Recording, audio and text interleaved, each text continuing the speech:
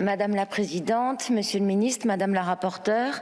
par ce projet de loi d'adaptation du droit de l'Union européenne, il s'agit de mettre en conformité notre droit national à 6 règlements et 6 directives que l'Union européenne a adoptés, qui ont des implications importantes puisque relatifs à la santé, au travail, à l'économie, au transport et à l'agriculture en les transposant par la loi. Comme nous le savons tous, la loi relève par principe de la compétence du Parlement, mais par exception, le Parlement peut habiliter le gouvernement à légiférer par ordonnance et donc hors de son champ de compétences de principe.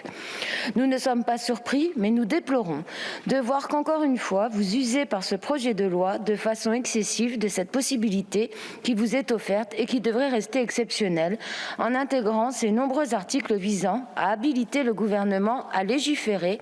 à notre place, par ordonnance, pour transposer des directives entières, plutôt que de soumettre purement et simplement votre projet de loi au vote du Parlement quant au fond de ces dispositions.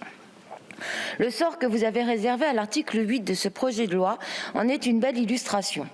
Le Sénat avait supprimé cet article, vous habilitant à transposer par ordonnance une directive sur l'obligation de transparence des entreprises en matière d'information environnementale et sociale.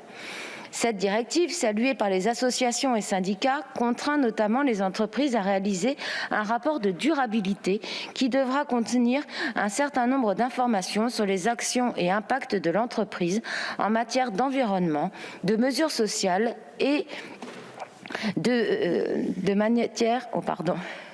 de gouvernement d'entreprise et s'applique à toutes les grandes entreprises et aux PME cotées, soit environ 50 000 entreprises concernées dans l'Union européenne. Ainsi, sa transposition soulève de nombreux enjeux pour le contrôle et la régulation des multinationales et c'est justement ce qui avait motivé la suppression de cet article 8 au Sénat, car il est nécessaire d'avoir un projet de loi sur le sujet qui soit débattu dans le fond au regard de l'enjeu de telles dispositions. Il en va de même pour l'article 7, qui autorise le gouvernement à légiférer par ordonnance pour transposer la directive sur la transparence fiscale pays par pays, qui régule la publication d'informations sur les bénéfices et les impôts payés par les multinationales. Ces informations sont d'une grande importance dans la lutte contre l'évasion fiscale. Lors de l'élaboration de la directive au niveau européen, le gouvernement français s'était fait le porte-parole de la position du MEDEF, diffusant ses lignes rouges sur la base d'un document rédigé directement par le MEDEF, sans nuance et avec des arguments erronés.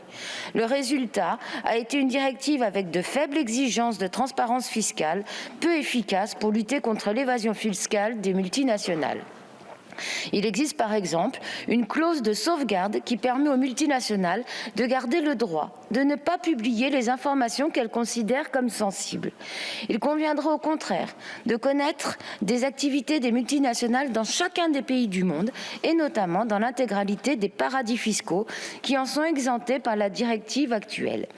Les multinationales seront donc même davantage encouragées à s'établir dans ces paradis fiscaux où elles paieront peu d'impôts et n'auront pas à déclarer leurs activités publiquement. À présent, le gouvernement demande à être habilité à transposer cette directive seule par ordonnance. Comment croire qu'il ne relaiera pas de nouveau la position du MEDEF? Comment croire qu'il fera les choix nécessaires pour lutter efficacement contre l'évasion fiscale? Une nouvelle fois, la transposition de cette directive aurait donc dû faire l'objet d'un véritable projet de loi voté dans la transparence au Parlement. D'autres points nous questionnent aussi quant au fond et notamment les dispositions de l'article 11 dont l'insuffisance n'a pas manqué d'apparaître au Sénat qui en a revu les contours puisqu'il transpose sans cadre suffisant l'autorisation pour des acteurs économiques condamnés pour des infractions pénales gravissimes, corruption, détournement de biens publics, prise illégale d'intérêts, de prouver leur bonne foi et ainsi ne pas subir la sanction d'exclusion des marchés publics pourtant de plein droit, et ce pour une durée de 5 ans. Cette grande délinquance, qui coûte pourtant très cher à notre contrat social et aboutit à l'inverse de l'objectif louable de moralisation de la commande publique. Nous nous opposons donc à ce projet de loi, notamment en raison de son recours à l'ordonnance, mais aussi contre la majorité de ses dispositions quant au fond, que nous avons combattu dans les différentes commissions et en première lecture.